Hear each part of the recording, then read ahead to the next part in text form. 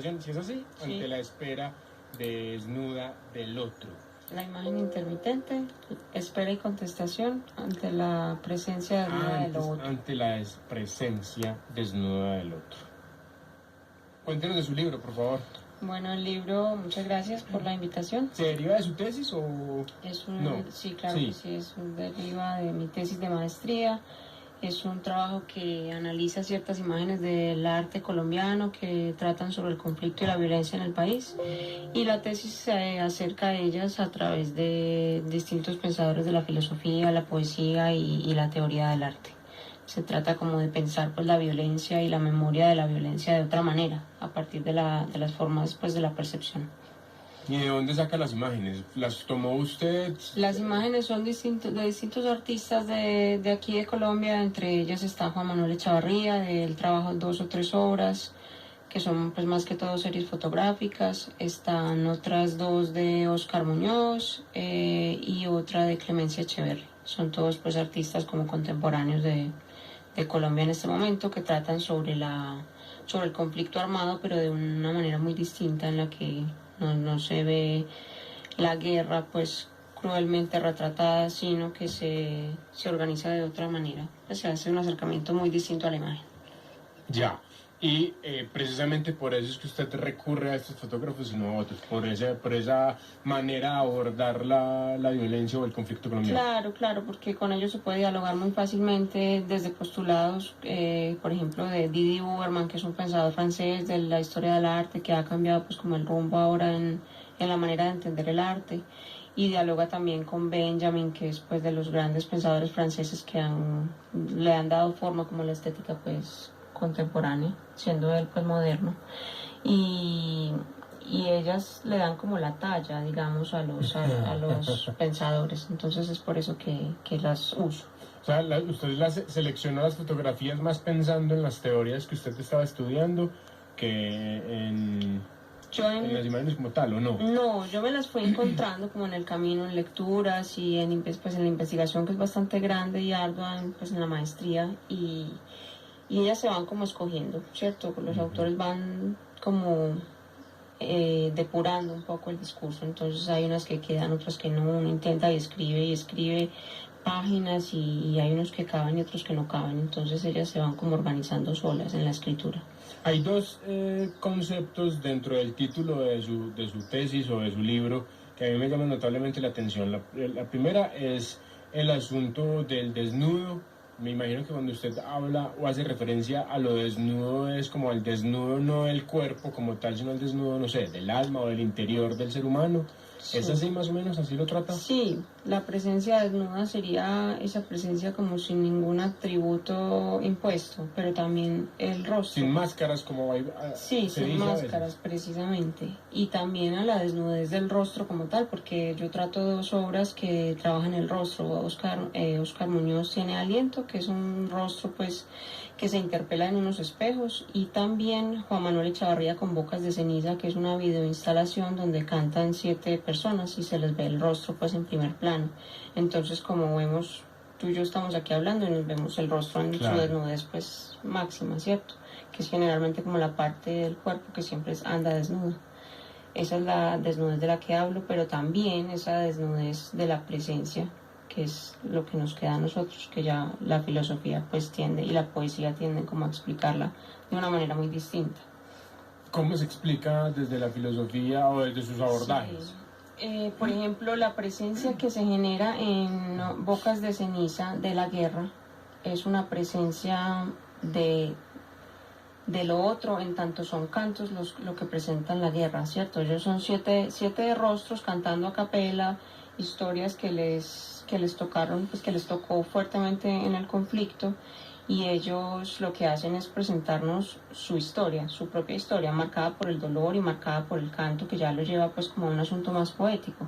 Pero entonces ellos no están exponiendo como tal los hechos de la violencia que les tocó, ellos no están contando... ¿Son una cosa más simbólica? ¿Okay? Claro, más simbólica, más poética, atravesada por otras formas de la percepción muy distintas. Entonces ese sería como otro tipo de presencia, que no es, por ejemplo, la presencia que nos entrega la televisión generalmente, que son noticieros pues que muestran las imágenes crudas de la guerra. No, estos son imágenes crudas, pero de otro tipo, ¿cierto? Es otro tipo de crudeza, es otro tipo de presencia. Entonces es como la presencia desnuda a la que tratamos de llegar. Y el otro es porque uno se interpela o se está refiriendo a ese otro víctima, a ese otro artista, a ese otro filósofo a ese otro, sí, claro, a ese otro que no soy yo, ¿cierto? Ajá. A ese otro que se aparta de mí, a ese otro que es tan difícil de entender y de comprender.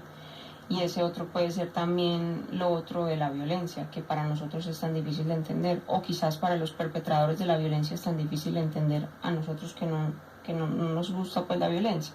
Entonces como esas distancias que se crean entre yo y el otro, ¿cierto? Que es una distancia que nunca se puede como franquear, que está ahí siempre presente, pero que a pesar de todo, a pesar de que siempre somos distintos y nos miramos y no nos comprendemos del todo, tratamos de mantener un diálogo, ¿cierto? Y no matarnos. Entonces la tesis apela como a mantener esa palabra siempre presente, ¿cierto? Cómo la imagen mantiene la palabra de esos otros que son víctimas o victimarios también, porque hay victimarios que están ahí en juego pues en las obras que yo trato, cómo mantienen la palabra a través de las imágenes y de la creación artística. ¿La imagen sería entonces como un reemplazo de la palabra? ¿O?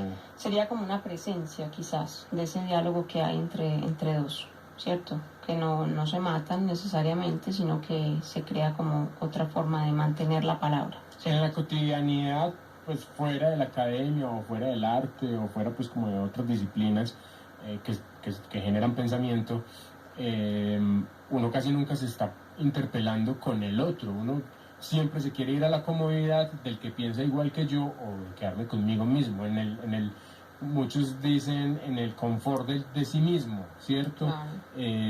¿Cómo le fue a usted haciendo ese tipo de ejercicios y cómo, más que cómo le fue a usted como artista, cómo las personas, me imagino que usted también tuvo la posibilidad de conversar con gente, ¿cierto? Con personas, cómo esas otras personas, digamos, como asimilan el otro en sí, en sus historias. Es complejo porque de todas maneras el abordaje que hay en el mundo pues como hacia el otro, hacia lo otro, que puede ser el otro o lo otro, ¿cierto? Porque si vemos a los animales que Juan Manuel Echavarría en una de sus obras también pues tiene ahí como testigos de la guerra varios animales que encontrarán pues en el libro. Hay un cerdo, hay un gallo, bueno, un burro, en fin. Ellos son eso otro que nosotros no comprendemos generalmente pues en estos mundos hegemónicos de tanta violencia y tanta institucionalidad. Entonces es un diálogo difícil porque estos discursos que quieren recuperar a ese otro o a esos pueblos que se están extinguiendo o a esas maneras poéticas que tampoco tienen mucha cabida pues ahora en nuestro mundo, entonces son ese otro relegado que ya no tiene cabida acá, entonces es difícil, pero menos mal todavía hay como ciertas parcelas, ciertos nichos, ciertos espacios donde todavía pues se le apuesta como a un pensamiento sensible y a una recuperación de esas voces relegadas de la violencia pues y del mundo. Entonces es bonito pues como encontrar esas convergencias en el trabajo. Volvamos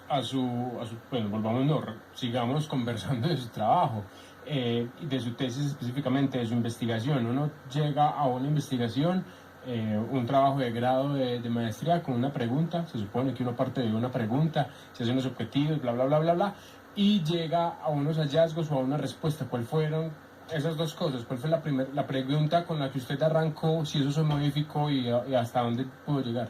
Claro que sí. Yo llegué cuando entré a la maestría con una pregunta que quizás cambió totalmente al final pues ya con la escritura de la tesis, incluso ya con la escritura misma pues se van modificando como las búsquedas, pero siempre había una pregunta, siempre hubo como una constante por la violencia y por la guerra, que ya en la tesis ya ni se nombra en guerra ni violencia, sino en imposibilidad de la relación humana, ¿cierto? Entonces quizás eso es lo que hace la tesis y el trabajo con la escritura y la maestría, pues a la que le agradezco mucho porque es una apertura de un mundo impresionante, es ampliar el discurso y es entender ya no con conceptos tan estáticos y tan pobres quizás sino muchísimo más amplio, ¿cierto? Porque yo desde la poesía, desde la filosofía o desde el habitar cotidiano pues de la ciudad, por ejemplo, puedo hablar de imposibilidad de relacionarme con los otros. Y ahí está la guerra, ahí está... Lidia, pero pues se me pasaba por la cabeza mientras usted decía la imposibilidad de habitar es que no necesariamente me tengo que echar plomo con el otro para esa imposibilidad, hay muchas